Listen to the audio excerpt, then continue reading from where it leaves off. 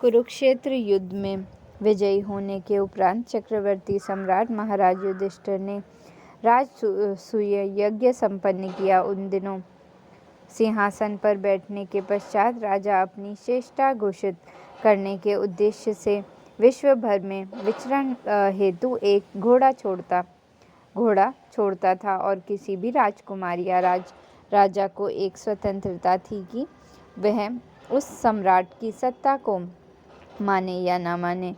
जो विरोध करता था उसे सम्राट से युद्ध करके विजय द्वारा अपनी चेष्टा सिद्ध करनी होती थी। हारने पर उसे अपने जीवन की बलि देनी होती थी, जिससे उसके स्थान पर अन्य राजा या प्रशासक बन सके। अतएव महाराज युधिष्ठिर ने भी उस पूरे संसार में चुनौती के रूप में ऐसे घोड़े भेजे और संसार भर में राजाओं तथा राजकुमारों ने महाराज युधिष्ठिर को चक्रवर्ती सम्राट के रूप में स्वीकार कर लिया। तत्पश्चात महाराज युधिष्ठिर के अधीन विश्व के सभी शासकों को राजसूय यज्ञ में सम्मिलित होने हेतु आमंत्रित किया गया। ऐसे यज्ञ में अरबों रुपए व्यय होते थे, अतएव यह छोटे मोटे राजाओं के बस की बात न थी। ऐसे यज्ञ अत्यधिक खर्चीले होने तथा वर्तमान परिस्थितियों में संपन्न कर पाने में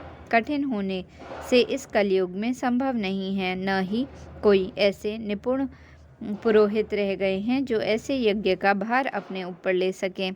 इस प्रकार आमंत्रण मिलने पर विश्व के सभी राजा तथा महान मुनिजन महाराज युधिष्ठिर की राजधानी में एकत्र हुए।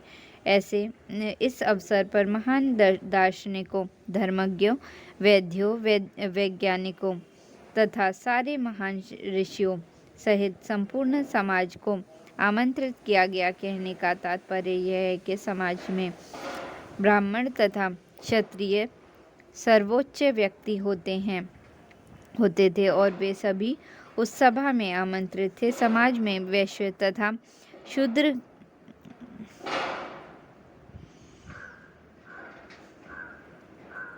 का स्थान कम महत्वपूर्ण होता था, अतएव यह उनका उल्लेख नहीं किया गया।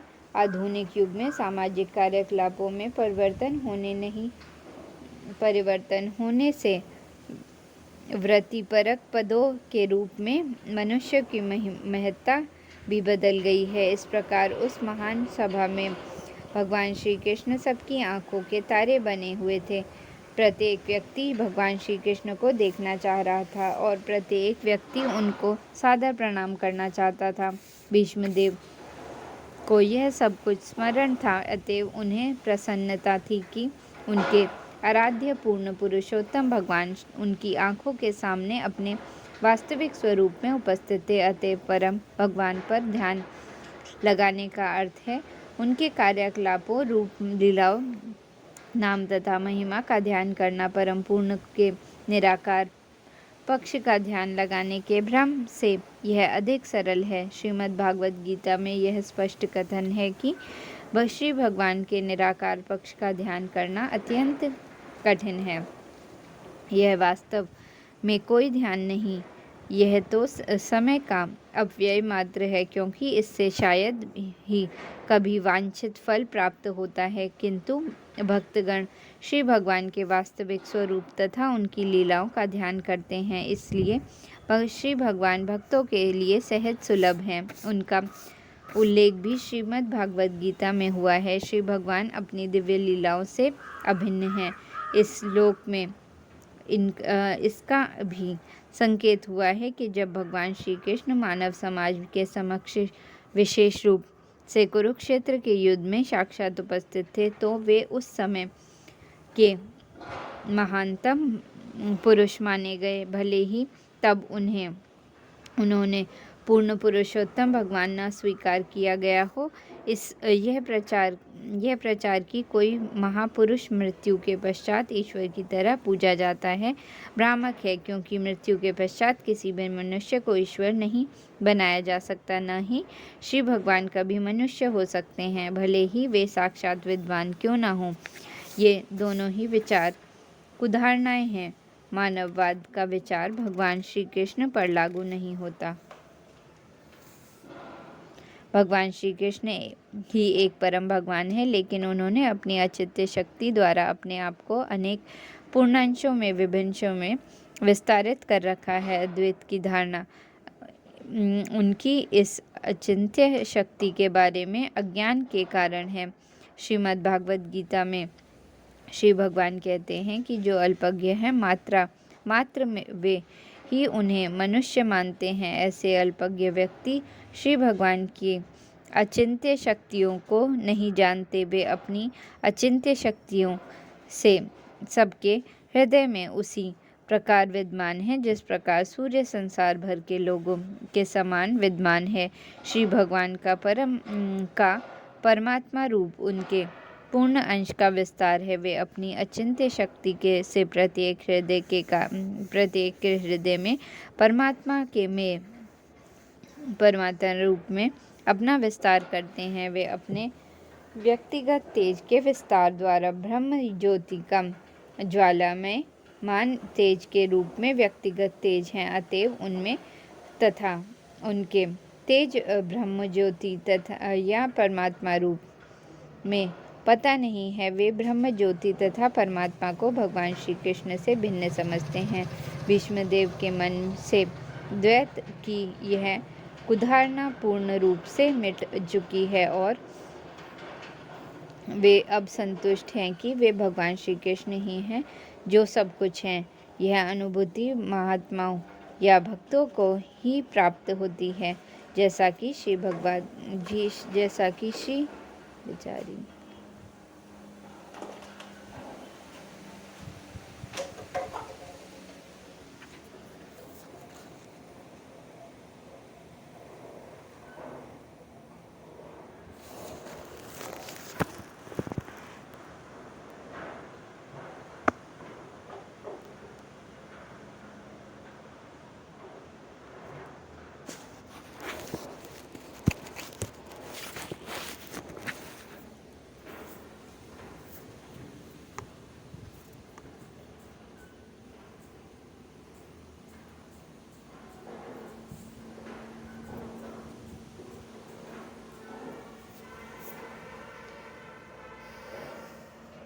भीष्मदेव के मन से द्वैत की यह कुधारणा पूर्ण रूप से मिट चुकी है और वे अब संतुष्ट हैं कि वे भगवान श्री कृष्ण ही हैं जो सब कुछ हैं।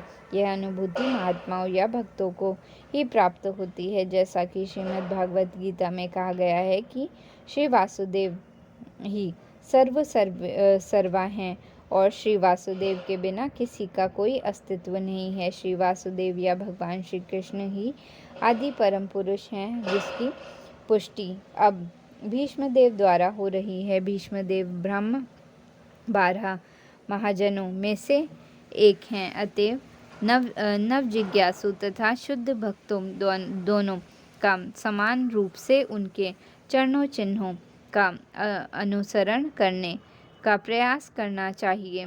भक्ति मार्ग के लिए यही विधि है। भीष्मदेव के आराध्य पार्थसारथी रूप में भगवान श्री कृष्ण हैं और वही श्री कृष्ण वृंदावन में गोपियों के सर्वाधिक मनोहर श्याम सुंदर हैं। कभी कभी अल्पज्ञ गलती से यह सोचते हैं कि वृंदावन के श्री कृष्ण तथा कुरुक्षेत्र युद्ध वाले श्री कृष्ण पृथक पृथक व्यक्तित्व हैं, लेकिन भीष्मदेव के मन से यह भ्रांति पूर्ण रूप से दूर हो चुकी है। यहाँ तक कि निर्विशेषवादियों के लक्ष्य निराकार ज्योति के रूप में भगवान श्री कृष्ण ही हैं और योगियों के लक्ष्य परमात्मा की भी भगवान श्री कृष्ण हैं। भगवान श्री कृष्ण ब्रह्म ज्योति तथा अंतर्यामी परमात्मा दोनों ही हैं, लेकिन ब्रह्म ज्योति और परमात्मा भगवान श्री भगवान का पूर्ण प्रतिनिधित्व नहीं करते। भगवान श्री कृष्ण में ब्रह्म ज्योति व परमात्मा दोनों हैं, लेकिन ब्रह्म ज्योति या परमात्मा में न तो भगवान श्री कृष्ण होते हैं न भगवान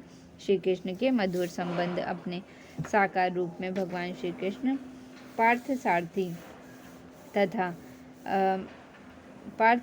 तथा वृंदावन के श्याम सुंदर दोनों ही हैं, लेकिन निराकार पक्ष में वे न तो ब्रह्म ज्योति में हैं न ही परमात्मा में। भीष्मदेव जैसे महात्मा भगवान श्री कृष्ण के इन विभिन्न स्वरूपों का अनुभव कर सकते हैं। अतएव वे भगवान श्री कृष्ण को समस्त स्वरूपों का उद्गम जानकर एकाग्रता से उन्हीं की पूजा करते हैं। जय गुरुदेव, जय माता जी, जय गायत्री माता।